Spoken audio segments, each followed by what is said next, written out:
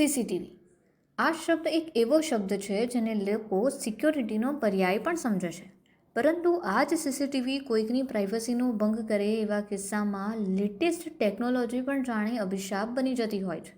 અને આવી જ ઘટના તાજેતરમાં જોવા મળી છે. રાજકોટ હોસ્પિટલના સીસીટીવી ફૂટેજ હોય કે મહાકુંભના વિડીયો અપલોડ કરવાની બાબત હોય, આ બંનેમાં સીસીટીવી હેક કરાયા હતા. એવા સમયે લોકોએ જાણવું જરૂરી છે કે કઈ રીતે આ સીસીટીવી કોમ્પ્રોમાઇઝ થઈ શકે છે. એટલું જ નહીં, તેમાંથી કેવી રીતે બચી શકાય. આજના સમયમાં સીસીટીવી કેમેરા ગુનાહિત ઘટનાઓને રોકવા અને ગુનેગારોને ઓળખવા માટે મોટી ભૂમિકા ભજવી જ રહ્યા છે, પરંતુ તાજેતરમાં બનેલી ઘટનાએ હાલ લોકોને વિચારવા માટે મજબૂર કરી દીધા છે કે સીસીટીવી કે જે તેઓ સુરક્ષા અર્થે લાવી રહ્યા છે, તે જ સીસીટીવી કદાચ તેમની જોડે કોઈ અનિચ્છનીય ઘટના બનવાનું કારણ ન બની જાય. જેથી જો તમે પણ સુરક્ષા માટે તમારા ઘર અથવા તો ઓફિસમાં હાઈ રિઝોલ્યુશન અને વાઈફાઈ કનેક્ટિવિટી જેવી આધુનિક સુવિધાઓ સાથે સુરક્ષા કેમેરા ઇન્સ્ટોલ કરો છો, તો તેવા સમયે તમારે કયા પ્રકારના સીસીટીવી ઇન્સ્ટોલ કરી શકાય તે બાબત ધ્યાનમાં રાખવા જેવી છે, જે વિશે આજે અમે તમને જણાવીશું. Well, I am doctor Snehal Hemantkumar Vakilna, international cyber crime lawyer, data protection અને એઆઈ સ્પેશિયલિસ્ટ છું.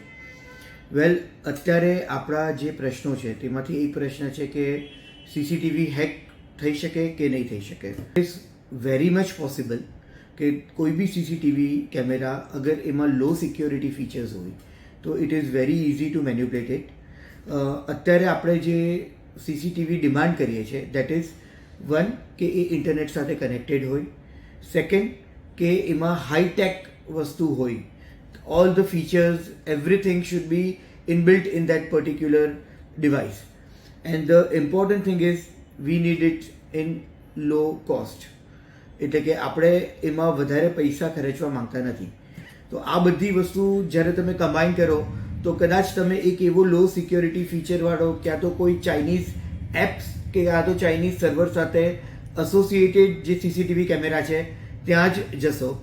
અત્યારે અગર આપણે વાત કરીએ તો 70-80% કેમેરાઝની વાત કરીએ સીસીટીવીની કે જે ઇન્ટરનેટ સાથે એસોસિએટેડ છે, તો તેમાં ક્યાં તો એ ચાઇનીઝ એપ સાથે ડાયરેક્ટ ઇનડાયરેક્ટ એસોસિએટેડ હશે, ક્યાં તો કોઈ થર્ડ પાર્ટી એપ સાથે, ક્યાં તો પછી એના જે સર્વર હશે that would be low security server. It could be associated with China or other third party servers. તો આ બધી વસ્તુ it is very easy to manipulate such type of servers. આ અંગે ગુજરાત અને સુરતના સાયબર એક્સપર્ટ ડૉક્ટર સ્નેહલ વકીલનાના મતે સામાન્ય રીતે આજના સમયમાં 80-90% લોકો સીસીટીવી કેમેરાની ખરીદી સમયે હાઈ સિક્યોરિટી સિસ્ટમની પસંદગીવાળા કેમેરાને બદલે હાઈ ફીચર્સવાળા, સસ્તા કહો કે હલકી ક્વોલિટીના કહો, એ સીસીટીવી લગાડે છે, જે કેમેરા થર્ડ પાર્ટી એપ અને થર્ડ પાર્ટી સર્વર સાથે કનેક્ટેડ હોય છે, જે કેમેરામાં ક્લાઉડ સ્ટોરેજ ઉપલબ્ધ હોય છે અને આ સર્વર હાઈ સિક્યોરિટી ફીચર્સવાળા હોતા નથી. તેને કારણે તે હેક થવાની શક્યતા વધી થાય છે. જેથી એવા સીસીટીવી કેમેરાની પસંદગી કરવી જોઈએ જે સિક્યોર ફીચર વધુ આપી શકે. ઘણી બધી ફેરી એવું પણ થતું હોય છે કે એ જે સર્વર જે એના ડેવલપર્સ એટલે જે હેન્ડલર્સ હોય છે એ પણ જાતે જાણી જોઈને તમારા સર્વરનો ડેટા લીક કરતા હોય છે.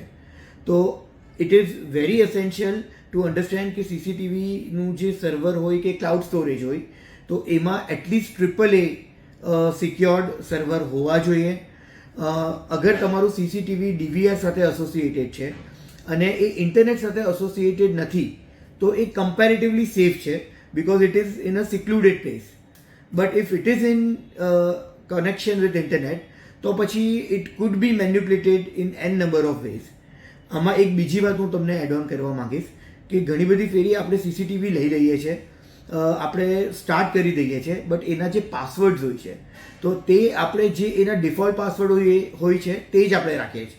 સો એ પણ બહુ જ ઇમ્પોર્ટન્ટ છે કે આપણે એના પાસવર્ડ આપણે વારંવાર ચેન્જ કરીએ, કારણ કે અધરવાઇઝ અગર તમે કોઈ પર્ટિક્યુલર કંપનીનો સીસીટીવી લીધો, ઇન્સ્ટોલ કર્યો અને કદાચ ઓનલાઈન પણ તમે સર્ચ કરો છો એના ડિફોલ્ટ પાસવર્ડની તો તમને એ પણ મળી જશે.